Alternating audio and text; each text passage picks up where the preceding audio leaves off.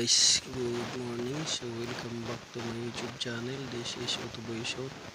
So ngayon guys, magsishare ako konting tips sa inyo sa mayroong mga sasakyan.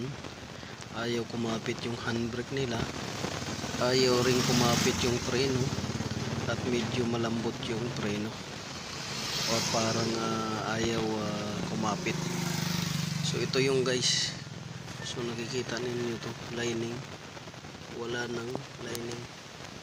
Ayan o, pudpud na, halos bakal na yung natira. So isang dahilan yan kung bakit ayaw kumapit yung preno ninyo at ayaw kumapit yung handbrake. Kita nyo, pudpud na.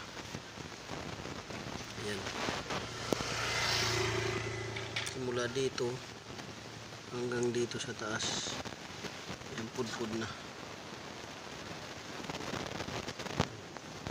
So isang dahilan yan kung bakit ayaw kumapit yung preno ninyo at yung handbrake ninyo sa pudpud na brake shoe lining. So check nyo lagi ito para iwas aksidente at saka iwas gastos malaki, kasi baka bumangga kayo. Pangalawa, ito, nakita nyo yan, yung leaking na yan. Yan, yung leaking, kita nyo yung brake fluid. So kaya ayaw kumapit yung preno ninyo dahil dyan. So yung wheel brake cylinder seal nya, lumulusot na yung pressure. So kaya pagka inapakan nyo yung preno, masyadong malambot at dili siya kumapit. So yan yung isang dahilan. Kita nyo ito, wheel brake cylinder seal, at saka ito brake shoe lining. Yan yung dahilan kung bakit ay kumapit yung preno ninyo at handbrake minsan dito. So yan o, walang brake shoe lining.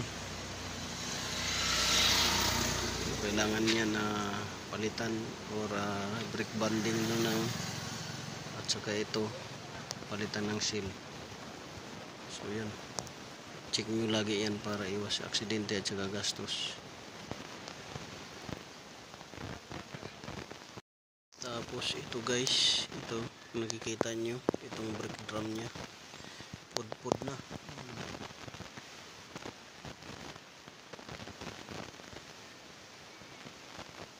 So wala na yan sa balanse, hindi na pantay. Kailangan yan pantay. Dito sa taas, sa kabila manipis, doon makapal. Yan.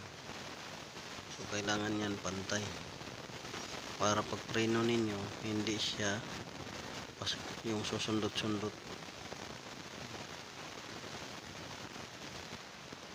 So yan yung kailangan na ayusin para kumapit yung preno at kumapit yung handbrake, kasi pagka malalim na yan hindi na rin kakapit kahit makapal pa yung shoe lining ninyo.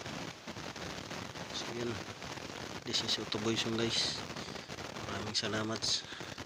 God bless you all.